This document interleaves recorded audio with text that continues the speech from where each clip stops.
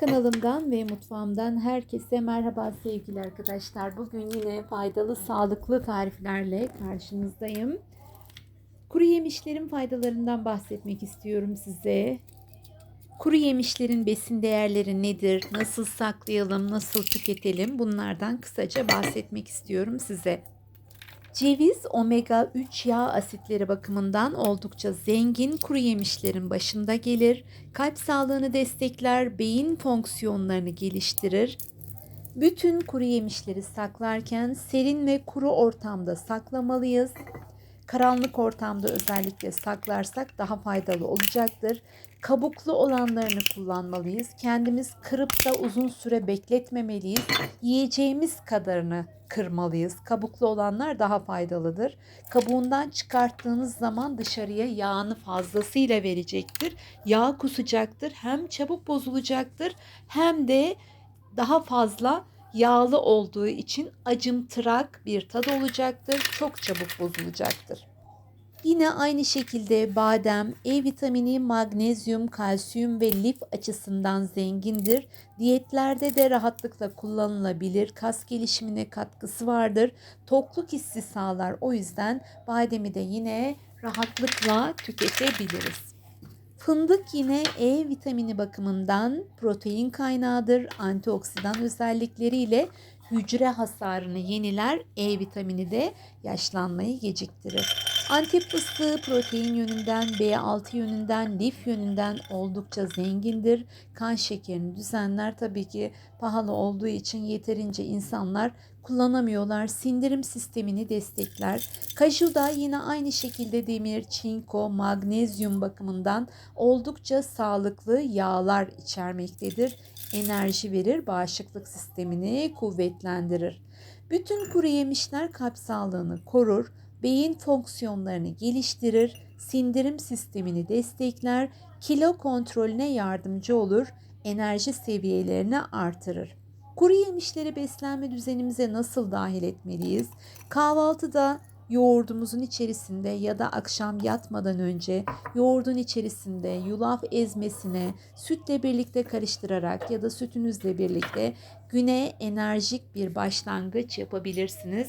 Kuru yemişlerden ikişer üçer tane hepsinden sütünüzün yoğurdunuzun içerisine karıştırdığınız zaman size zindelik verecek ve besin değerini artıracaktır. Ara öğünlerde kullanabilirsiniz. Dediğim gibi özellikle badem ara öğünlerde oldukça faydalıdır. Yine ara öğünlerde dediğim gibi mükemmel bir atıştırmalık seçeneğidir. Bir avuç fındık, Antep fıstığı açlığınızı bastıracak, enerji seviyenizi artıracaktır. Yine salatalarda kullanabilirsiniz. Salataların değerini artırabilir.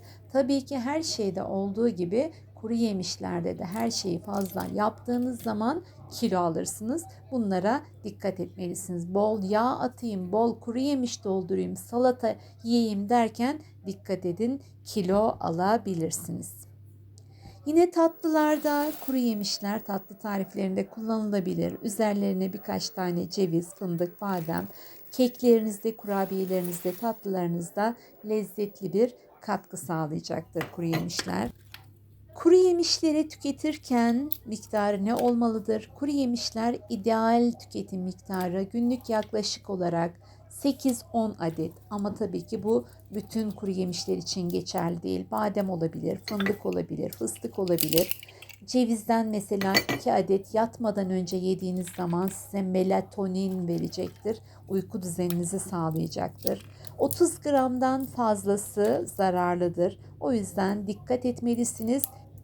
Fazlası her şeyde olduğu gibi hem bağırsakları fazla çalıştırır, hem yağ oranını, vücudunuzun yağ dengesini bozar aşırı tüketmek, hem de kilo aldırır size. Kuru yemişler yine dediğim gibi alerjiye neden olabilir. Özellikle fıstık türü kuru yemişler, ceviz olabilir, bazılarında badem olabilir. Alerjik reaksiyonlara neden olabilir. Bu yüzden doktorunuza sorarak ya da cilt yapınızı öğrenerek kuru yemişleri tüketebilirsiniz. Yine kuru yemişlerin yağ oranı çok yüksektir. Sivilcelere neden olabilir. Kullandığınız kuru yemişlerin tamamen kuruduğundan emin olun. Kaldırırken de kuru olmasına dikkat edin. Tam ceviz mevsimi Kasım aylarında, Ekim aylarında toplanan mesela cevizler, yer fıstıkları, bunları, bademler tamamen kuruduktan sonra kaldırın. Yoksa nemlenecektir. İçerisinde çürümelere, kurtlanmalara, kelebeklere neden olacak. Tükettiğiniz zaman daha sağlıklı ve glutensiz oluyor. Leblebiler de yine aynı şekilde. Yine leblebiler de aynı şekilde Türk mutfağının hem atıştırmalık hem de ikramlık olarak tercih ettiğimiz leblebiler de aynı şekilde mide asidini önlerler. Midesi kaynayanlar, açlık hissi olanlar, tok kalmak için 8-10 adet leblebi yediğiniz zaman midenizin asidini önler, kötü kolesterolü düşürür, kalp sağlığını destekler, size tokluk hissi yaratır, aynı zamanda enerji verir, göz sağlığına da iyi gelir. Ekmek yerine tüketebileceğiniz kuru yemişler arasında leblebi yer almaktadır. O yüzden fazlası zararlıdır. Fazlası tabii ki her şeyde olduğu gibi kilo aldırır. Ama size tokluk hissi vereceği için diyetlerinizde de rahatlıkla kullanabilirsiniz. Sarı leblebi özellikle daha kullanışlıdır. Diğer leblebi biraz daha sert olduğu için yemekte zorlanabilirsiniz. Leblebi de yine aynı şekilde kavrulduğu zaman fazla kilo aldırır. O yüzden her şeyde olduğu gibi kavrulmamış olanını tercih etmelisiniz. Yine kuru üzümde aynı şekilde vücut için özellikle koyu renkli olanları, siyah üzümler, Antep karası olanlar çekirdekleriyle yendiği zaman kan yapıcı özelliğe sahiptir. Kemik sağlığını destekler, kansızlığa iyi gelir, enerjinizi artırır. Kuru üzüm kalp sağlığını destekler,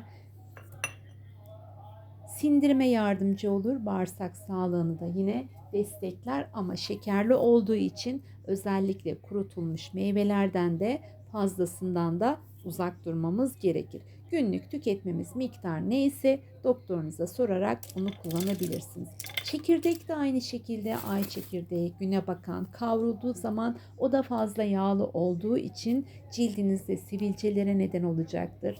O yüzden fazla yağlı olan kuru yemişlerden de uzak durmalısınız. Eğer kavurmak istiyorsanız da kendiniz alıp kavurabilirsiniz. Dışarıda kavrulduğu zaman eser miktarda gluten içerir yazar paketlerde. Glutensiz eğer besleniyorsanız leblebiden, kavrulmamış leblebiden faydalanabilirsiniz. Diğer kuru yemişlerden faydalanabilirsiniz. Ama paketlenmiş gıdalarda önünden eğer bir fabrikada glutenli bir paketleme yapıldıysa eser miktarda arkasından gelen kuru yemişlerde gluten içerebilir. Gluten hassasiyetiniz varsa yine kavrulmamış kuru yemişlere önem vermelisiniz. Yine aynı şekilde tatlı çekirdekleri de tüketebilirsiniz. Tıpkı badem gibi onlar da vücudumuz için oldukça faydalıdır. Yine kuru üzüm için de Peygamber Efendimiz sallallahu aleyhi ve sellem bir bardağı gece yatmadan önce kuru üzümü koyar, üzerine su ilave eder, sabah kalktığında bardaktaki suyu içer, kuru üzüm tanelerini de yerlermiş. Kuru üzümün kompostosunu yapabilirsiniz. Özellikle kuru kayısıyla birlikte yaptığınız zaman üzüm kompostosu yine zaferle kazandığımız savaşlarda da kuru üzüm hoşafını bolca tüketmişlerdir enerji verdiği için. Minnettarız onlara da. Paketlenmiş gıdalardan özellikle dediğim gibi uzak durmalıyız. Fazlasıyla yağ ve tuz içerir. Medine hurmasını da yine aynı şekilde parlak olmayan, şekerli olmayan, mat renkli olan Medine hurmalarını tercih etmelisiniz. Çünkü hurmalar da biliyorsunuz glikoz şekerine daha parlak olması için glikoz şekerine batırıyorlar. O yüzden kuru renkli olan, böyle toz gibi olan, parlak olmayan hurmaları tercih etmelisiniz. Onları da yine kan şekerini düzenlemek için, tatlı ihtiyacınızı karşılamak için, tatlı yerine rahatlıkla kullanabileceğiniz, kahvaltınızda kullanabileceğiniz, ara öğünlerinizde kullanabileceğiniz hurmalar da size oldukça faydalıdır. Özellikle bağırsak sağlığını korur. Lifli olduğu için de bağırsak sağlığını destekler. Fazlasından, çok şeker içerdiği için fazlasından her zaman uzak durmalıyız. Anne. Ay severim. Teşekkür ediyor bir de. Al anne. Al kızım. Al. Teşekkür ediyor.